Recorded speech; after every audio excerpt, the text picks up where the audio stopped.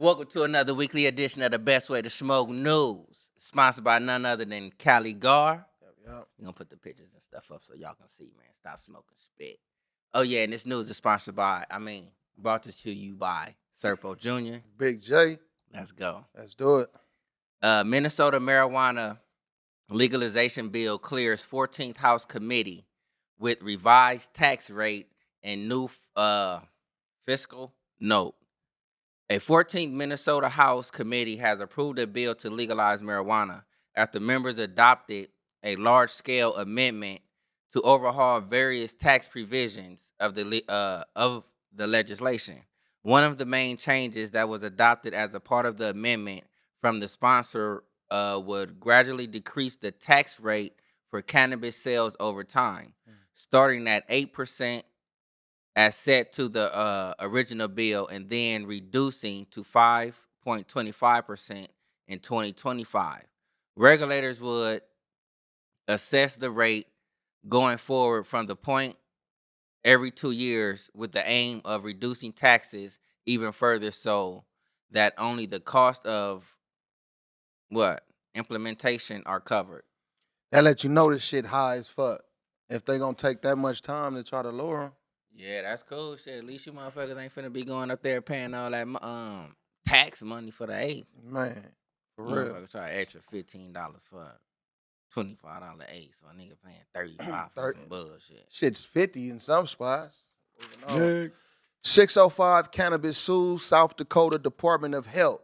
A South Dakota medical marijuana company, 605, has filed suit against the South Dakota Department of Health, alleging overreach, improper issuance of violations, and attempts to enforce unpromulgated rules, which have led to damages of over $1 million. Damn, 605 claims that despite their limited staff and closure, the DOA proceeded to inspect the facility in violation of rule that requires inspections to occur during business hours. So basically, like, the motherfuckers came in there while they running business and doing business, and that's already putting a bad light on them too if you got customers and shit up in there. The company alleges that during this inspection, samples of cannabis and products were taken.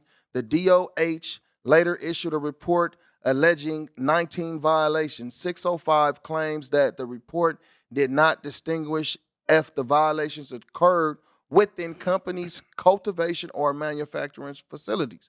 So basically, they manufacture the products, they get everything together, whether you getting your drinks or whatever, edibles and shit like that, and they cultivate.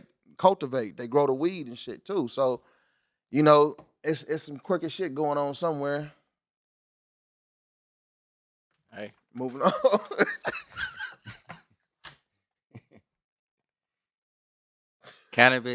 Cannabis legal California battling surging illegal marijuana operations.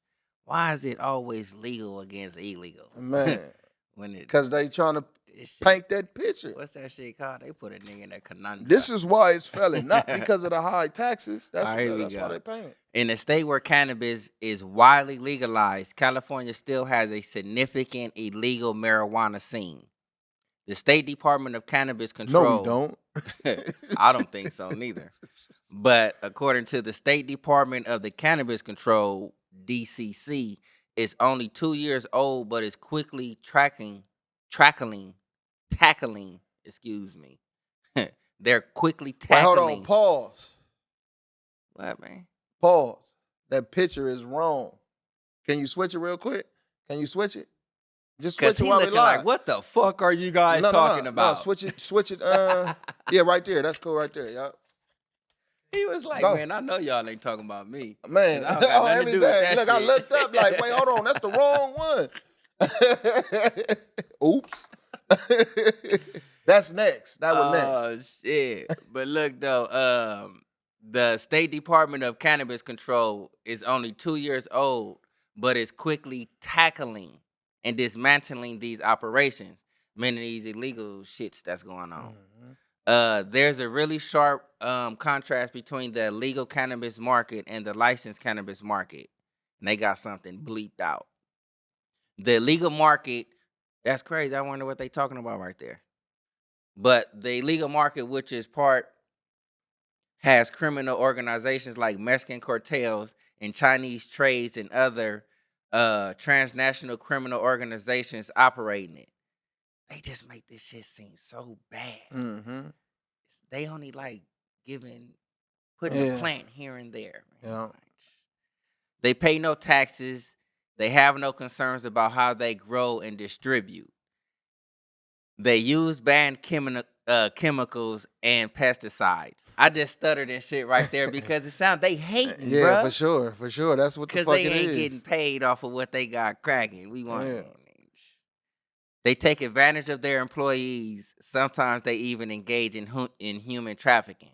Now, that old human trafficking and taking advantage of your employees, yeah, that's bullshit. You know what I'm saying? But as far as like if y'all got y'all little grow forms of everybody out there like really eating this shit, like Yep. even your growers, your On workers, everything. even to the smallest motherfucker, probably just like just rake up the twigs. Man. He eating. Yep. Man, these motherfuckers Yep. ain't gonna be able to come in and like pretty much fuck up operations. Facts. But if you are fucking over motherfuckers, they're like, yeah, fuck him. Yep. That shop is bullshit. Facts. But it sounds like they really hating because they don't pay no taxes. Yep. Motherfuckers. Moving on. Vermont cannabis grower look, that's the right picture now though. Look. Vermont cannabis grower pays heavy fine after guys. posting Instagram video of New York delivery. Devin Dale, owner of Tall Truck, a tier 1 indoor growing operation of less than 1,000 square feet of cannabis plants, posted a video of himself on Instagram to promote his cannabis. At the time, no New York establishment was licensed for recreational sales. The first licensed adult cannabis retail establishment opened in New York in late December. A notice of violation from the Vermont Cannabis Control Board cites video evidence of Dale delivering cannabis to the business on the Tall Truck Instagram profile. It cites him for delivering cannabis into the illicit market in New York City. In addition to the fine, the board initially suspended Dale's license for 60 days. Dale was also fined another $10,000 for making false statement to the board, allegedly when he told the board he would not be selling cannabis out of state, and an additional $10,000 for allegedly diverting Vermont cannabis to the illicit New York market. Those additional punishments were suspended, provided Dale abides by Vermont cannabis regulations for the next 2 years. So it was basically like advertisement type shit though. What you laughing at? But look, it was basically Dale like, don't give a fuck. Yeah, he don't though. But it was basically like advertisement and shit though. He put it out there trying to get the word out of what he doing and shit though. And that's a dope picture. Ain't nothing wrong with that. Dale gonna give him that little 20,000. He looked like Rosenberg from Breaking Bad a little bit though, without the mustache. Dale don't give a fuck. Moving on. Cannabis versus tobacco. The battle for market share and public health. You know, cannabis whooping that ass. Mm-hmm. That's crazy when they want to do the verses. Hey, but look, don't believe the hype though. Yeah, don't believe the hype. Tobacco might be whooping ass. No, but they predict. Yeah, they is. But look though, it's cold because it's like just right here in the title when you see verses. Yeah. That's already inside a person's head. Like it's a one has to be above the other. Yep. It has to be. Yep. All right. A recent poll showed that Americans prefer legal cannabis over legal tobacco. Told you cannabis was whooping that ass, huh? Mm-hmm. Keep reading. Oh shit. Oh, this societal shift comes as no surprise, given the regulatory changes and widespread acceptance of marijuana. According to Pew Research, 59% of American adults believe marijuana should be legal for both medical and recreational. I'm inside that 59%. Mm-hmm. That data builds on an August 2022 Gallup poll that found more Americans, 16%, they said smoked marijuana than had smoked a tobacco cigarette, which is 11% in the past week.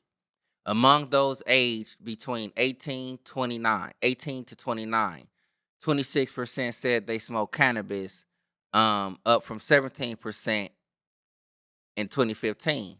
More than double the number of young adults who smoke cigarettes, which decreased from 35% in 2003 to 25% a decade age to 12% nowadays. Mm-hmm. So man, it's like, People hey, smoking more weed. yeah, People smoking more weed. yeah, and really though, and shouts out to all you people, you know what I'm saying, that's in this little So you tobacco like this? percentages. You like this study? I'm finna tell you I like the study due to the simple fact, like for the people who are actually smoking tobacco out there and they Uh-huh. found their way to like get up off the tobacco, something that's actually causing a harm.